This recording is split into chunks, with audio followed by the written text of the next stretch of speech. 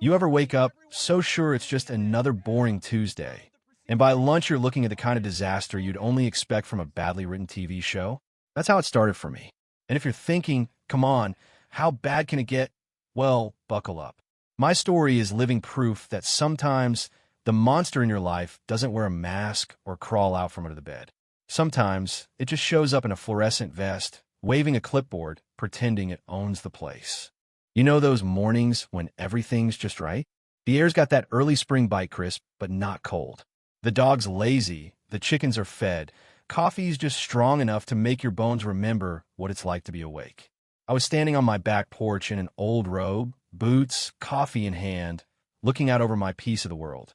And for a second, just one tiny second, I let myself feel that dangerous thing called content. You know what I mean? But I should have known. The universe gets real creative when it's bored.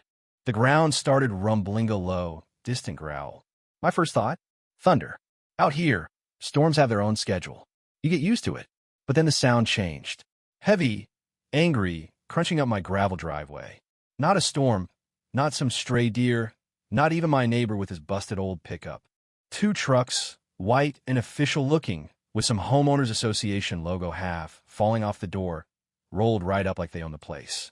And if that wasn't enough, there's a drilling rig behind the big, loud, not the sort of thing you accidentally bring on a Tuesday morning. Three guys in orange vests hopped out, moving like they had somewhere better to be. They didn't wave, didn't look at me, just started unloading cable, marching across my yard like they'd done it 100 times before. Now, here's the thing, me place. It's not in their neighborhood. Never was. I paid my own taxes, dug my own fence posts, turned down every offer from those folks to join the community. I like my peace. I like my space. Apparently, that memo got lost somewhere because these guys had already started running cable near my barn before I even had the sense to put down my coffee. I tried the direct approach. What the hell do you think you're doing? I called out, as polite as you can manage when someone's stomping across your yard before breakfast. One of them, barely old enough to shave, already sweating through his vest, looked at me like I was the one trespassing. Just a routine water survey, sir. Got authorization from a board. He said it like that settled everything. Like a scribbled signature on a memo was the same as a handshake and a cup of coffee out here. You don't have authorization from me, I snapped. He just shrugged, pointed at his truck, and said, take it up with the HOA. We're just contractors. And there it was. That little shrug.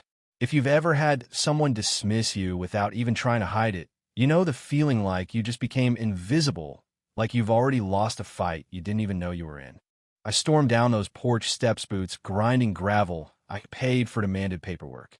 They handed me a clipboard. Not a permit, not anything legal. Just a glossy, self-important letter from the Ridgeview Creek HOA about a neighborhood-wide water table survey for long-term drought resilience. In a margin handwritten, like an afterthought, it said, includes undeveloped border parcels under emergency easement allowance.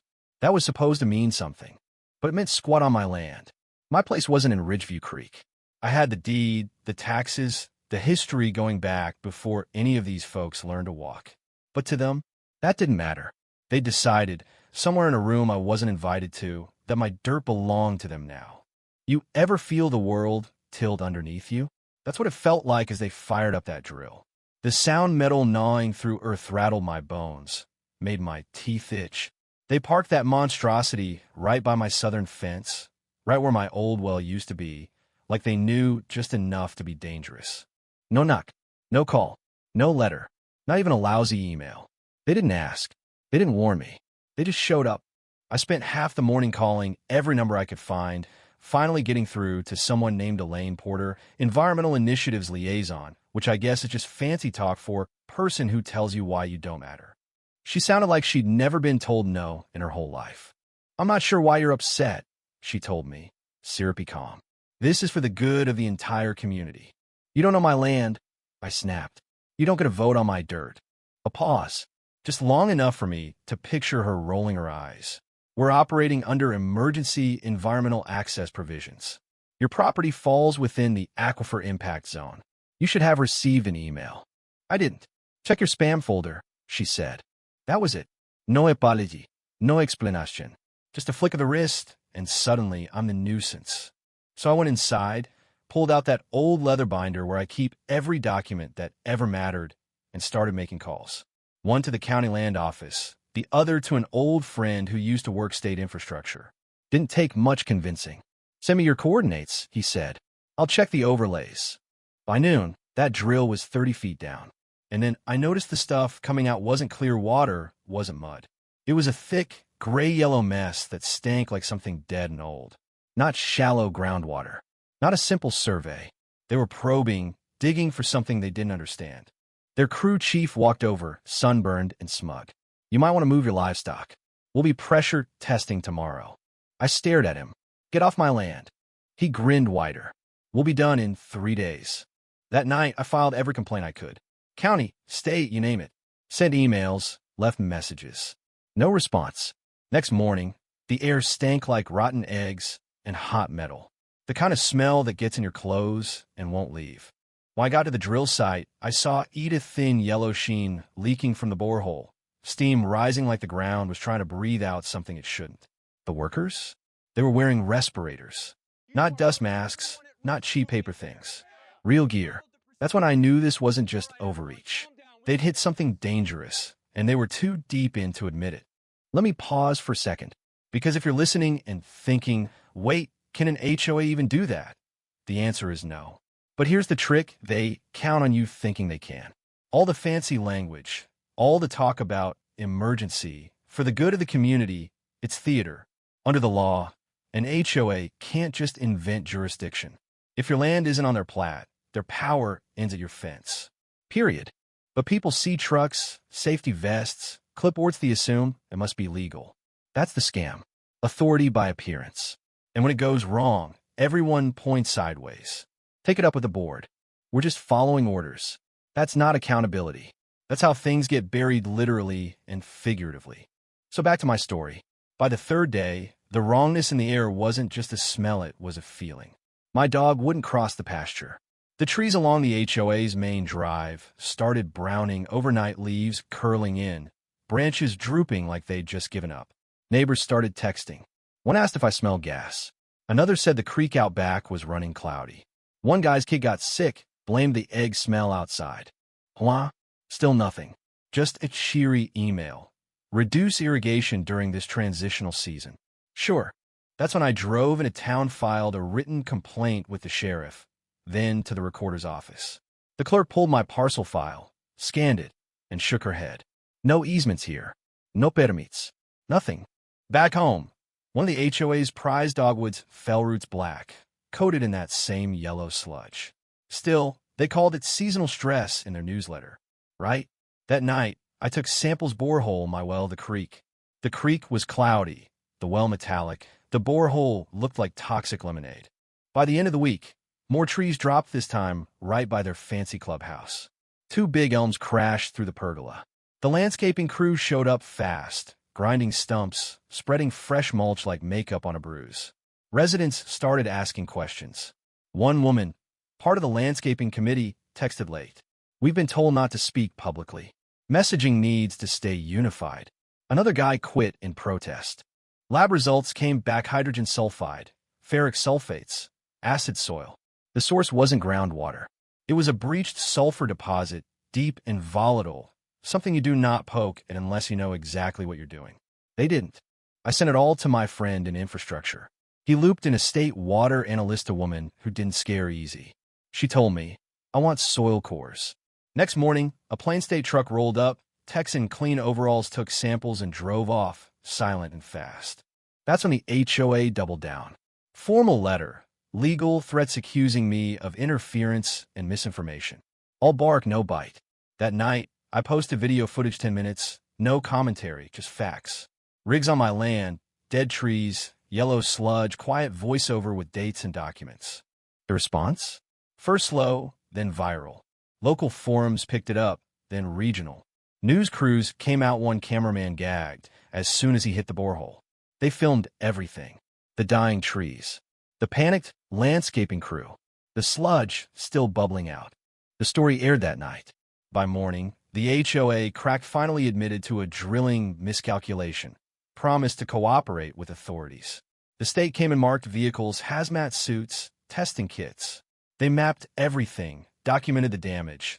listed every permit that didn't exist. By the end of that week, the evidence filled 2 vans. The lead investigator told me this qualifies as unauthorized environmental disturbance, potentially criminal trespass. The story blew up. Hundreds of thousands of views. People all over the country weighed in, folks, with their own horror stories about HOAs run wild. Environmental groups, lawyers, activists. The HOA held an emergency meeting behind closed doors, no residents allowed. Someone leaked the audio. Board members said, "We just need to keep the optics clean until the next election." That was it. Residents demanded a vote. Board dissolved. Members resigned. Drilling rig? Gone by the next morning. The soil report came back: sulfur vein breached, aquifer compromised, contamination risk. The state issued subpoenas. The county got involved. The HOA's insurance company pulled out. Their lawyers quit. A land use attorney called me. "This is one of the strongest cases I've seen. Trespass, environmental negligence, fraud." We filed. They tried to settle money, promises, confidentiality. I said no, not without a public apology, a notarized waiver of any claim to my land, and the truth on record. They caved. The apology ran in the bulletin. The waiver was filed. The settlement paid for restoration and education. Damage done. Trees lost, soil poisoned, trust shattered. But something else: 2 neighbors showed up. No longer as HOA members, but just as people, offering help, sharing questions, finally understanding what had been done in their name. And let me tell you, land doesn't heal fast. Some wounds are forever. But the drill was gone. The lies exposed. The power that once rolled onto my property got dragged into the sunlight and left to dry out. And for the first time since that Tuesday morning, there was quiet again. Not the old kind that comes when the truth finally has space to breathe. You know what stuck with me most? Wasn't the fight, the paperwork, even the sulfur. It was how long it took for people to believe that something was wrong. We're trained to trust what looks official. Clipboards, logos, meeting structure feels like safety, even when it's a mask for abuse. Authority shouldn't come from confidence. It comes from consent and accountability.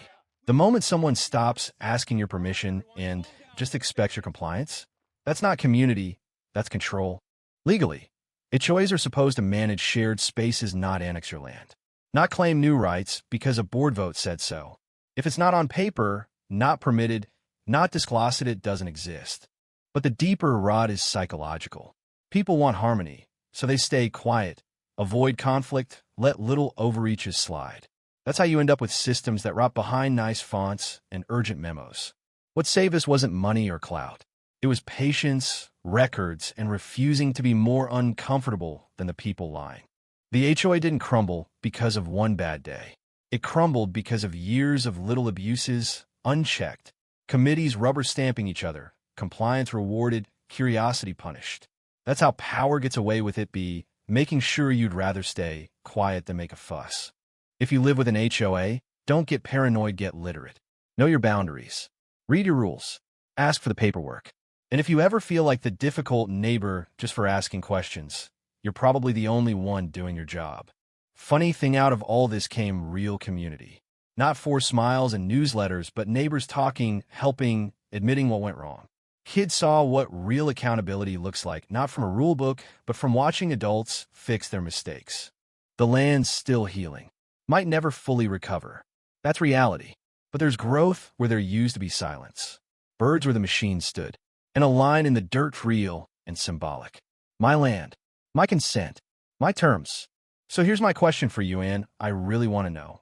If a system meant to protect a community starts hurting it, if leaders confuse obedience with unity, and if silence becomes the price of belonging, when do you stop keeping the peace and start telling the truth?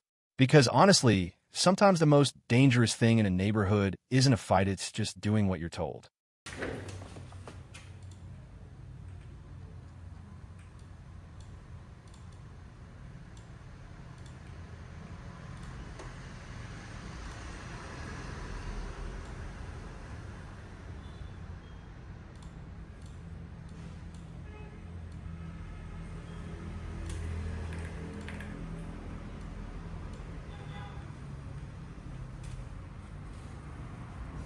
Cảm ơn tất cả các bạn đã xem video.